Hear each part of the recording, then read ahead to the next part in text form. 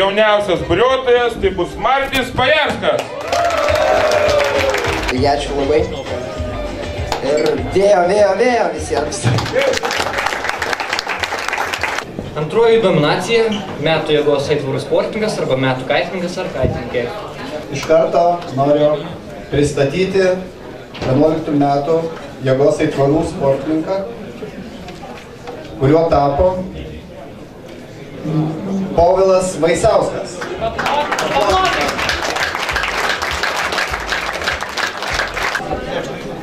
Tai matote interneto lankytojų balsus, kai balsavo už metų kaitininką. Taip pat buvo keletas atstovų siūlyta, tai Viktoras Šeputa, tai ir Povilas Vaisiauskas, Lukas Paškauskas, Mantas Gyrys.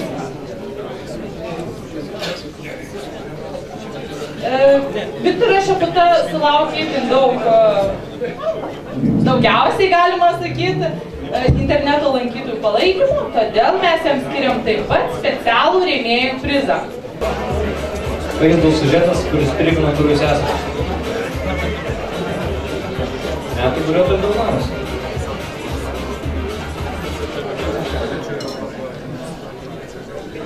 Taigi, metų burlentininkų arba burlentininkė pretenduoja tapti nemažai kandidatų. Tai Martynas Vėliaška, Juozas Bernotas,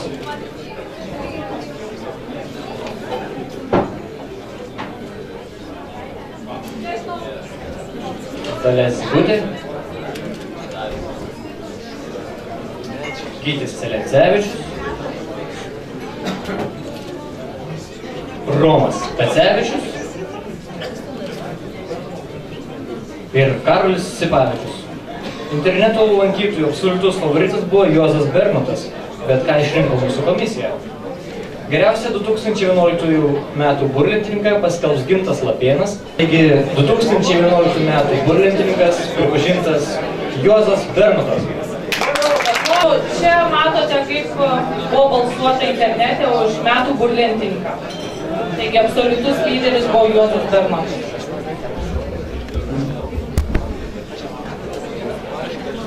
Kita nominacija. Metų regata. Nė viena regata negali vykti be vandens. Šiai nominacijai specialų prizą įsteigė natūralus mineralinis vanduo Bolšovė. Taigi, metų regata pretenduoja tapti rudens vėjas, vykstantis Kauno mariose, Kuršių marių regata, Šventosios uosto regata, Nemuno deltos regata Marių Burės, bei trečiadienio Papa regatose Klaipėdoje. Interneto lankytojai aktyviai balsavo už Papa regatą. Geriausia regata 11 metų yra pripažinta asmenų, kurie reitingavo šitos renginius, yra pripažinta Nemuno deltos būrinių laivų regata Marių Burės.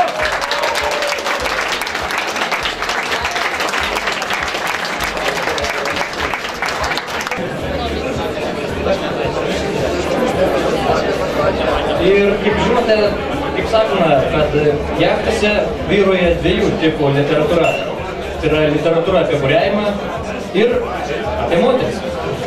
Tad Vilniaus dailės akademijos leidykla siūlo praturtinti mūsų literatūrą, įteikiamos specialų prizą.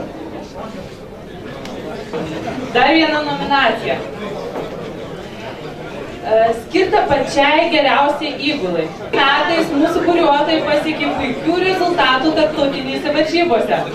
Visi žino, jog laive antras po Dievo kapitonas. Tačiau be geros įgulos taip pat niekur nenuplauksi. Sveiki, malonu. Labai malonu, nežinau, ar aš tai užtarnavau. Tikrai ačiū visiems, kurie buvo Mandenių, kada nors Amberseilė. Kurie tenais buvom, tikrai nepamiršim to. Kurie dar atsirasim, tikrai irgi nepamiršim. Vyrai, visiems, kurie čia yra, Kajui, Raimundui, Rokui, Mindaugui, ką dar mačiau, Linkui.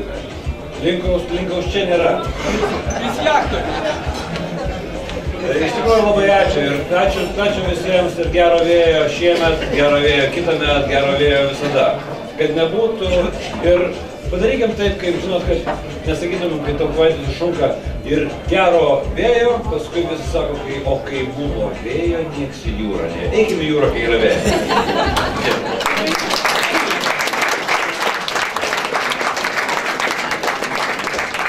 Matote, kaip pasiskirstė balsai sekreto lankytojų. Fronto pašaukų esame.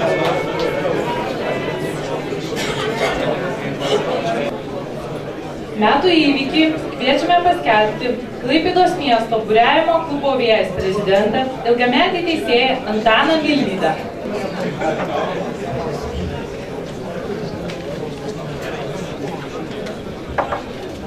2011 metų buriavimo įvykis, kultūra, 2011, Telšips regata.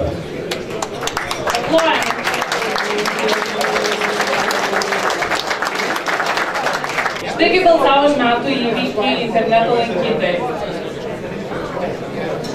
Jiem atrodo šventosios uostos labai. Todėl nepamirštame ir gerbiamų buriavimo senjorų, kurie kūrė ir kūrė Lietuvos buriavimo istoriją. Pretenduoja Marytė Marinienė, Rimantas Dedonis, Jurgis Kolas, legendinis Lietuvos kapitonas Stefanas Kuzevičius,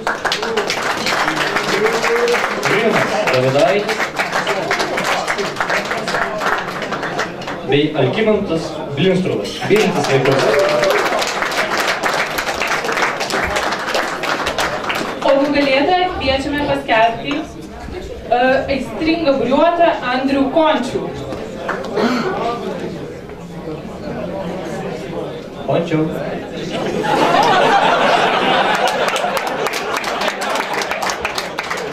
2011 metų buriavimo senjoras